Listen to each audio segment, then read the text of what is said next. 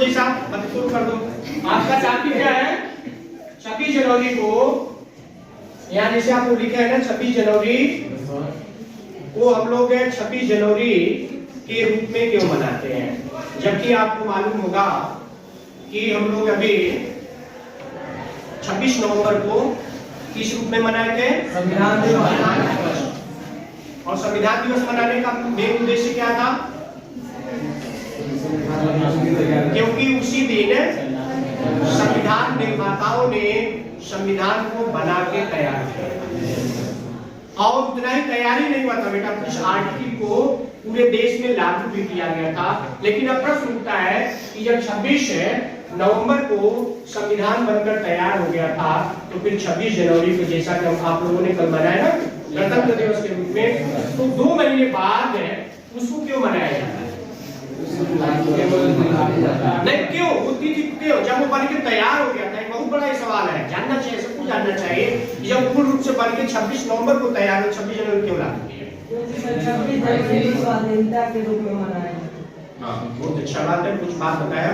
जैसे आपको पीछे और ले चलते हैं, जैसे आपने हर साल मनाते आ रहे हैं भारत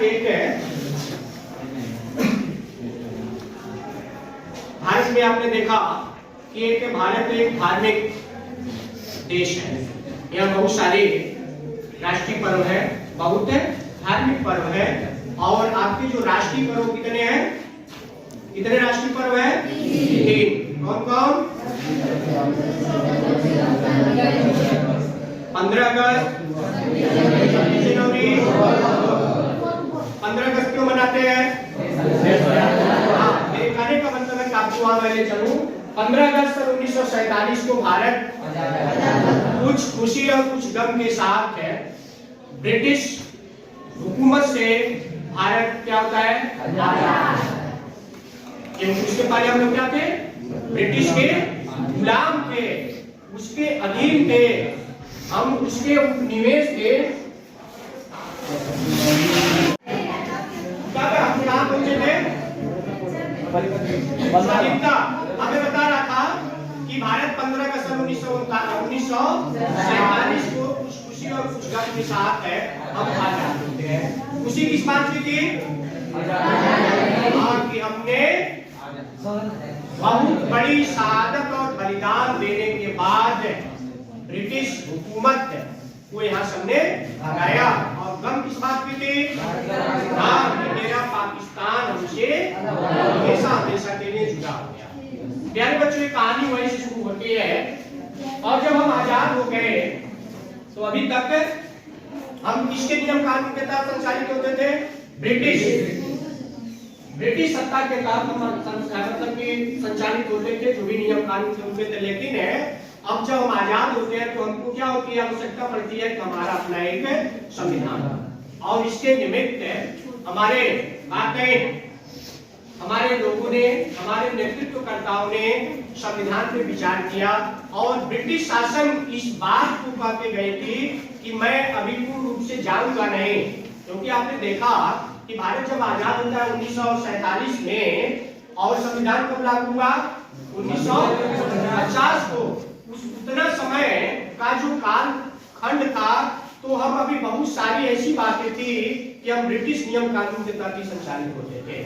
और ब्रिटिश ने कहा कि जब तक आप अपने देश का संविधान नहीं बनाएंगे तब तक हम जाने वाले नहीं हैं। मतलब वह हमारे सहयोग इस बात का किया कि यदि विश्व में द्वितीय विश्व युद्ध न हुआ होता तो शायद अभी भारत आजाद नहीं हुआ होता।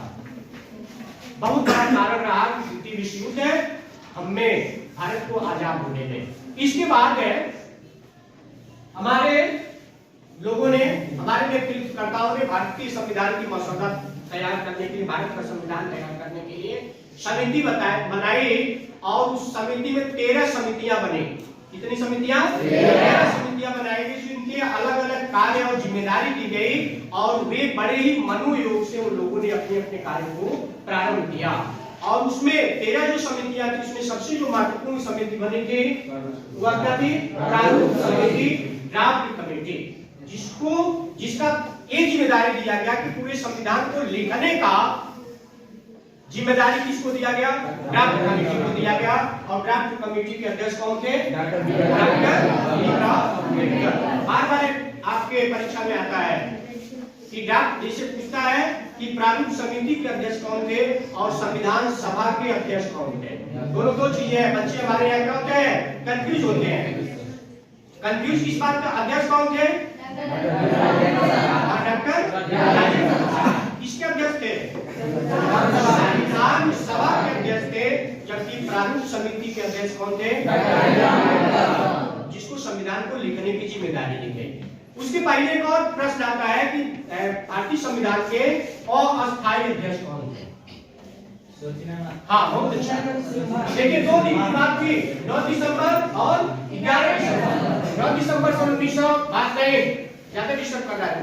9 दिसंबर 1946 को डॉक्टर सच्चिदानंद सिन्हा को संविधान सभा का अस्थायी का मतलब उस समय के लिए कुछ दिनों के लिए, लेकिन मात्र दूसरे दिन है 11 दिसंबर सन 1946 ईस्वी को डॉक्टर राजेंद्र प्रसाद जी को संविधान सभा का अध्यक्ष बनाया जाता है। और इस आधार पे संविधान को लिखने की प्रक्रिया का प्रारंभ होता है।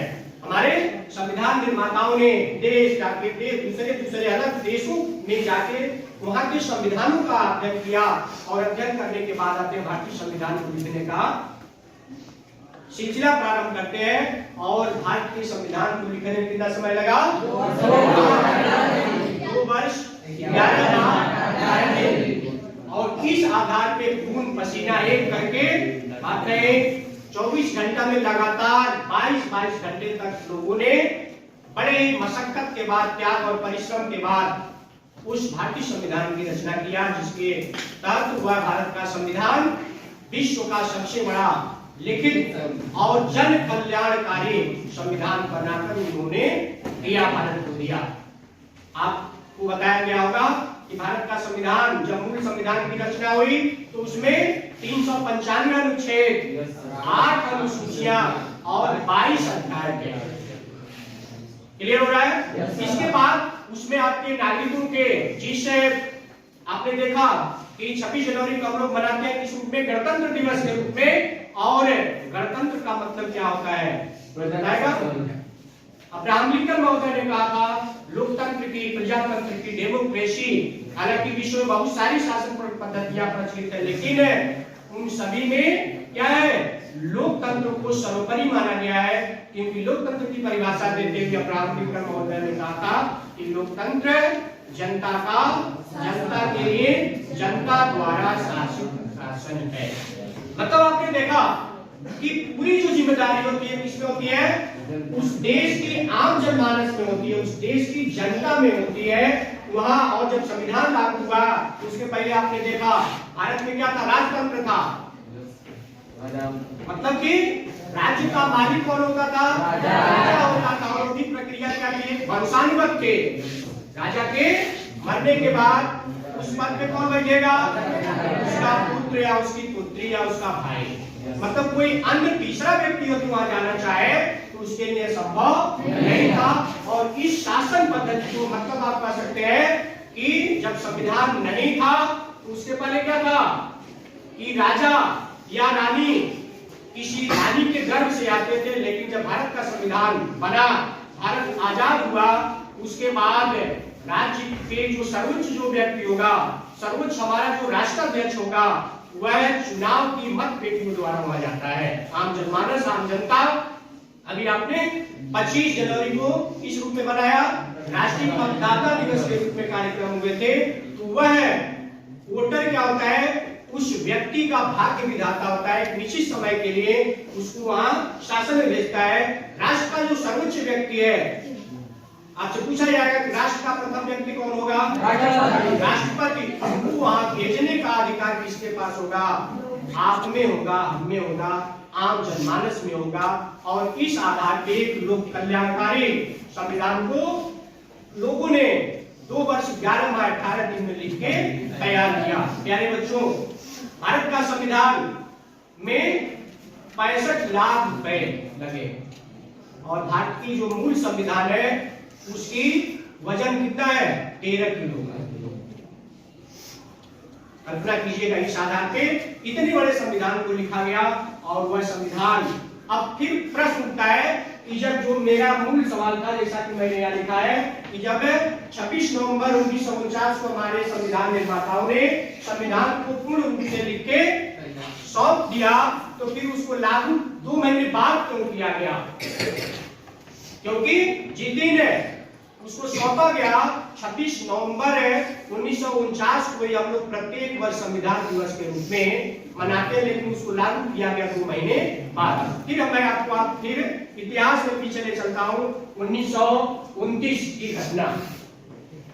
1929 इस समय जब हम आजाद नहीं हुए थे, उस समय हमारे यहाँ की सबसे बड़ी पार्टी थी भारतीय राष्ट्रीय कांग्रेस। भारतीय राष्ट्रीय कांग्रेस की स्थापना किसने किया? बार बार पूछता है। भारतीय राष्ट्रीय कांग्रेस की स्थापना एलन ऑक्टेवियन ह्यूम कब किया? 1885 ईस्वी में किया था। और उसमें भारतीय और उसके प्रथम अध्यक्ष कौन थे? डब्ल्यू.सी. बनर्जी, उमेश चंद्र बनर्जी भारतीय राष्ट्रीय कांग्रेस के पहले अध्यक्ष थे। और उस समय देश की सबसे बड़ी जो राजनीतिक पार्टी थी वह कौन थी? भारतीय राष्ट्रीय कांग्रेस। उस कांग्रेस कार्यकारिणी की 1 साल का मसौदा तैयार किया था 1 वर्ष पहले, जिसे इस समय अब जनवरी चल रहा है ना, उस कांग्रेस पार्टी 1 साल क्या क्या करना है, क्या क्या कार्य योजना करना है, उसकी वार्षिक अधिवेशन करती है। और इस आधार पे 1929 ईस्वी में भारतीय राष्ट्रीय कांग्रेस का अधिवेशन होता है लाहौर में, रावी नदी के तट पे। लाहौर आज कहाँ है? पाकिस्तान में है, क्योंकि उस समय भारत और पाकिस्तान का विभाजन नहीं हुआ था, क्योंकि हम बात कर रहे हैं 1929 की। उस समय भारतीय राष्ट्रीय कांग्रेस के अध्यक्ष कौन थे? पंडित जवाहरलाल नेहरू। ध्यान रखिएगा, बहुत इंपॉर्टेंट है, परीक्षा में आता है। उस समय 1929 से पंडित जवाहरलाल नेहरू की अध्यक्षता में जो भारतीय राष्ट्रीय कांग्रेस का जो अधिवेशन हुआ, उसमें निर्णय लिया गया कि चाहे ब्रिटिश हुकूमत भारत को आजाद करे या न करे, हम लोग प्रत्येक वर्ष क्या करेंगे? जनवरी माह के, चूंकि अब 29 ये होता है 31 दिसंबर 1929 को अधिवेशन होता है। कहाँ हो रहा है? लाहौर में। 31 दिसंबर 1929 का कांग्रेस का अधिवेशन हुआ और इसमें निर्णय लिया है कि इसके बाद जो जनवरी माह आएगा, उस जनवरी माह के चौथे रविवार को जो दिन पड़ेगा, उस तिथि को हम लोग क्या करेंगे? भारत को पूर्ण स्वतंत्रता हम लोग मनाएंगे, पूर्ण स्वाधीनता मनाएंगे। और पहली बार उस 26 तारीख को ही क्या किया गया?